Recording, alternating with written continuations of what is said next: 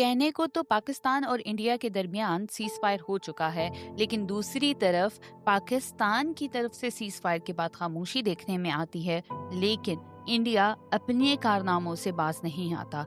पाकिस्तान के अंदर बलूचिस्तान, जो कि इंडिया का टारगेट है, वहाँ पे वो अंदरूनी दहशतगर्दी करवाता है और उसका टारगेट होते हैं मासूम बच्चे। जी, मैं बात कर रही हूँ 21 मई को होने वाले वाक़ये के बारे में, जो कि बलूचिस्तान के खुसदार में आर्मी पब्लिक स्कूल की बस पर हमले की सूरत में हुआ। IED धमाके से स्कूल की बच्चियों की बस को उड़ा दिया गया। 6 जानें ज़ाया हुई और पूरी गाड़ी को अगर आप देखें तो वो जलकर कोयला बन चुकी है।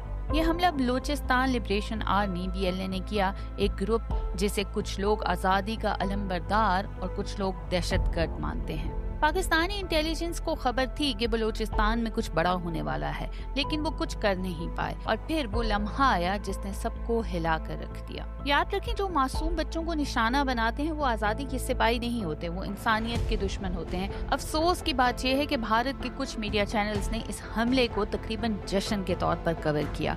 मुझे तो समझ नहीं आती कि भारत आखिर क्या चाहता है। क्या वो मासूम बच्चों की जान लेकर ये समझता है कि उसने कोई कामयाबी हासिल कर ली है?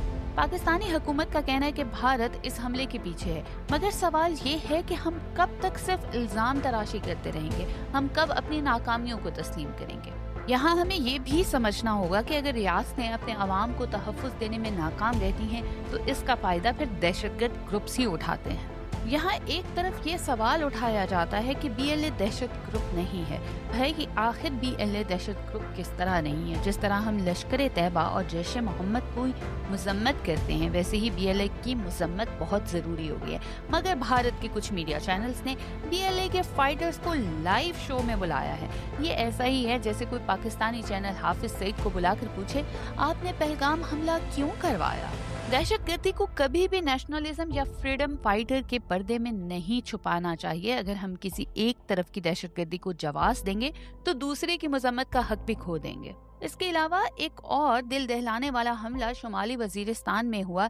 एक ड्रोन हमले में 4 बच्चे मारे गए। मकामी लोग एहतजाज कर रहे हैं, जवाब मांग रहे हैं। सवाल ये है, दहशतगर्दी की इस अंधी जंग में मासूम कब तक मरते रहेंगे? क्या भारत के लिए ये पॉलिसी मुनासिब है?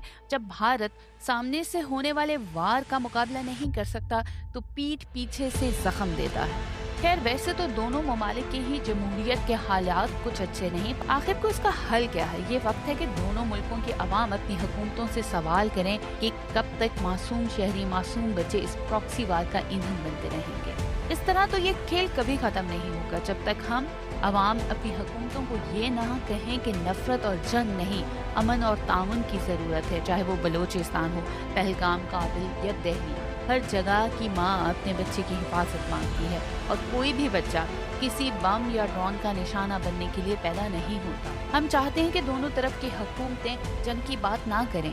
काश इस खिते में अमन हो, इंसानियत की जीत हो और नफरत की हार।